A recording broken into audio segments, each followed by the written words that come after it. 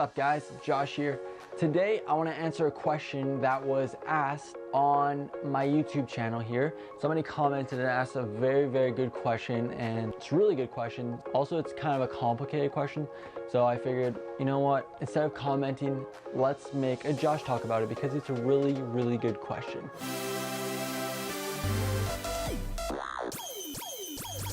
So the question reads, I've always wanted to be a filmmaker my entire life, and I only became a Christian just recently. I now want to do everything in my life for the glory of God, including my films, but I've always loved R-rated films, and I want to make R-rated films. I have a lot of pre-becoming Christian film ideas that have nothing to do with God and include cursing and violence and sex. My question is, should Christians make gritty, realistic films with cursing and sex and drugs and violence, or should we water everything down? To be clear, I would make sin look bad and show the consequence of it, but I really want to make a realistic film. And he goes on to say, I also love rock and roll and punk rock and want to make films with rock soundtracks from secular bands.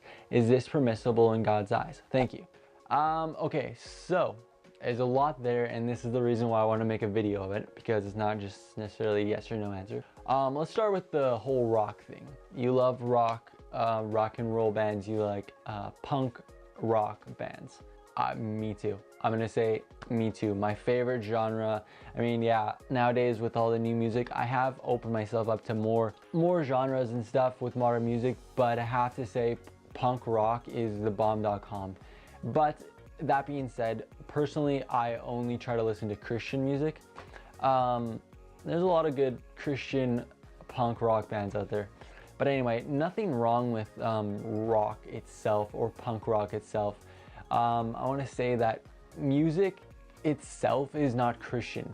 I don't think any genre of music is wrong. It's what is behind it and what the lyrics mean behind it, what the artist is trying to convey behind it. And so for that reason, I like listening to Christian musicians because they have a better worldview. They are usually more positive and all that. So for that reason, I listen to Christian music only.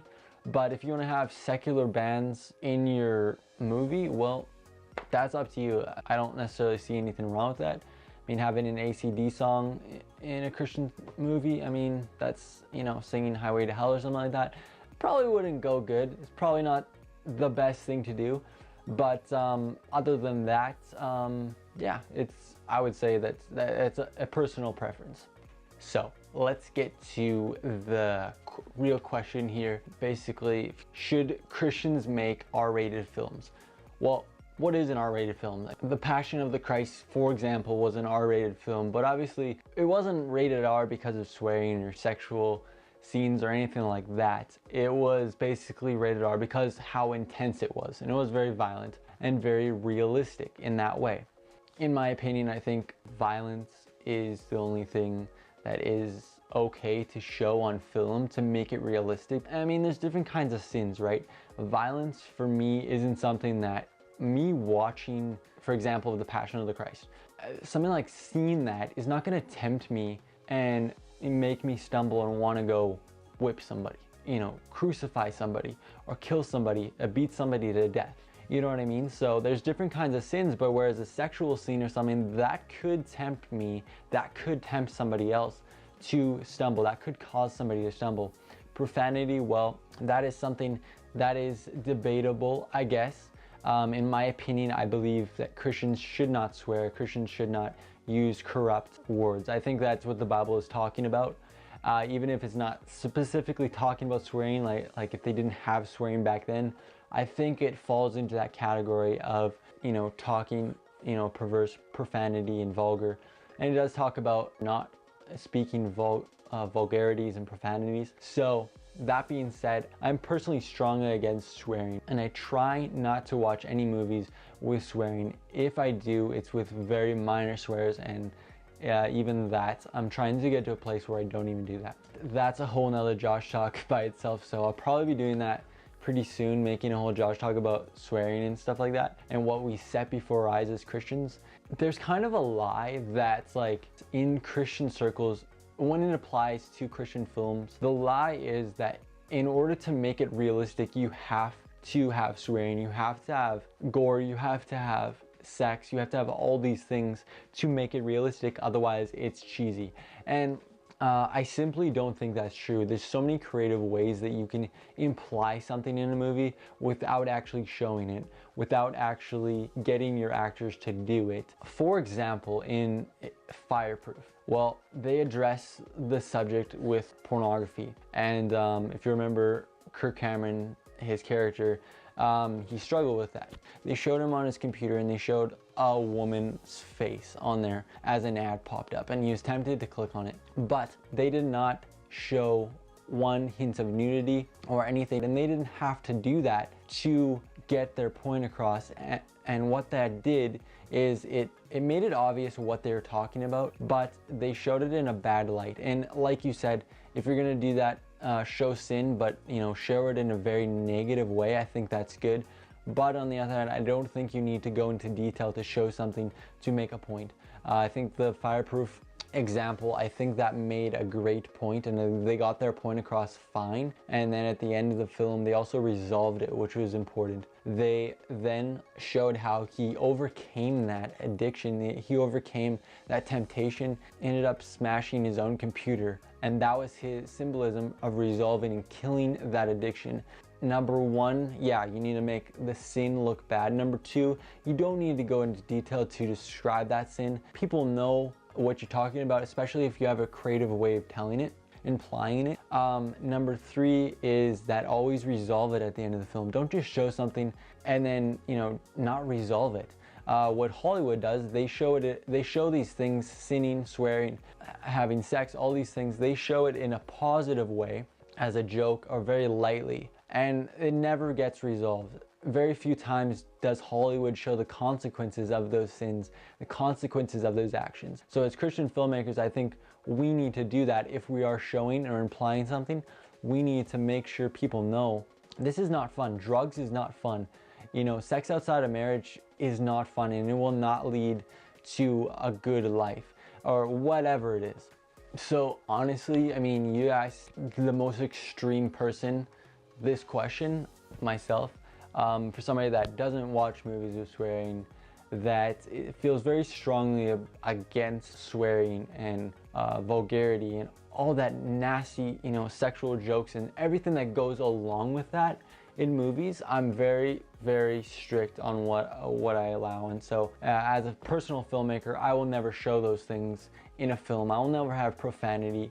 I could imply somebody swearing, for example, somebody and then slams the door, and it implies what they said, but at least as a filmmaker, I'm not setting that before their eyes. I'm not setting that. I'm not responsible for somebody stumbling. I'm not responsible for setting something before their eyes and ears, because just like faith comes by hearing, I believe all these things negative also comes by hearing, which is why we need to constantly renew our minds. And if we're constantly listening to movies, watching movies, listening to music with profanity and vulgarity, well, when the push comes to shove, when we're put in a place where we get angry, when we are in a low spot, when we stumble, well, guess what's going to come out? All those things that we are shoving into us, that's what's going to come out as a result. But instead, if you watch Christian movies that are positive, if you listen to, there's a number of good things you can listen to, messages, sermons, the Bible, Christian songs with positive lyrics. Well, if you're putting that into you, that's what's going to come out. And so I think as a Christian filmmaker, I don't think you can be a Christian filmmaker without making Christian films. And I feel that same way about music as musicians and as an artist. There's no such thing as somebody deciding, a Christian band or Christian artist deciding, well, let's not be that Christian. Well, are you Christian? Because if you are Christian, if you're truly a Christian, if you're truly a Jesus follower, well, the songs that you write or the movies that you make, well, it's gonna come out in that, because that is your life. So, I mean, I think as a Christian filmmaker, as a Christian artist, you can't help but make it Christian because you yourself are a Christian. And not to mention, film is such a powerful tool. Look at what Hollywood has done in the negative to make this society what it is. Just think we can use that same tool and turn it around and make it positive, make positive impacts on people, tell them the good news of the gospel, tell them that Jesus loves them. And it's really exciting to think about what we can do with film, the power in visuals and sound and everything that involves in film. So that's why I like it. I love being creative. I love making people think. A lot of my short films basically make people think, and I want to give them a visual, because if they can get a visual, then they can get a revelation. And if they get it in their head, if they can renew their mind, then their soul is going to be that much more prosperous, and everything else follows after that.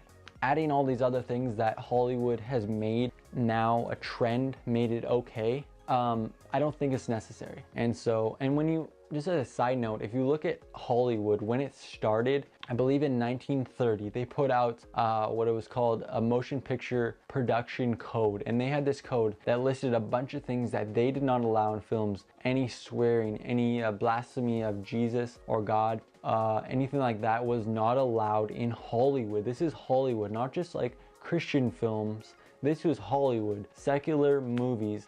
They had a standard so high that was like, we're not gonna do all these things, and a bunch of violence, certain violence and stuff, certain sex scenes, nudity, that was not allowed in that. And eventually they translated, they allowed a little more, a little more, a little more, and now we get to what we see today in most movies.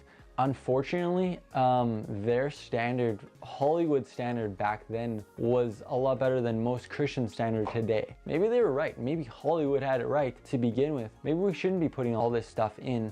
And the only reason they do it now is because it's accepted. They do a little more, and Christians and everybody, they get a little more okay with it, and they keep allowing it. We keep going to the theater and watching their movies and giving them money for it. So just think about that. Anyway, to sum everything up, this is my personal view on it. I hope that you can listen and take it as heart and realize that this is a good option. But obviously I don't condemn you if you watch movies with swearing or whatever, or anything like that. I don't think it is a salvation issue when it comes to those things. But basically, just ask yourself, should you be doing that? And is it the best thing for your relationship with God? God sees you righteous. If you're a Christian, God sees you righteous. God sees you as perfect. So it won't affect how he sees you, but it will affect how you see him ultimately. It will eventually, all those things, sin will turn you away from God. It won't turn God away from you, but it'll make you turn away from God. So just be aware of that. And yeah, as a Christian filmmaker, ask yourself what what the purpose of your films are. I think every Christian filmmaker, the purpose should be to portray God's character, to portray the good news of the gospel, and that's. So I hope I answered your question.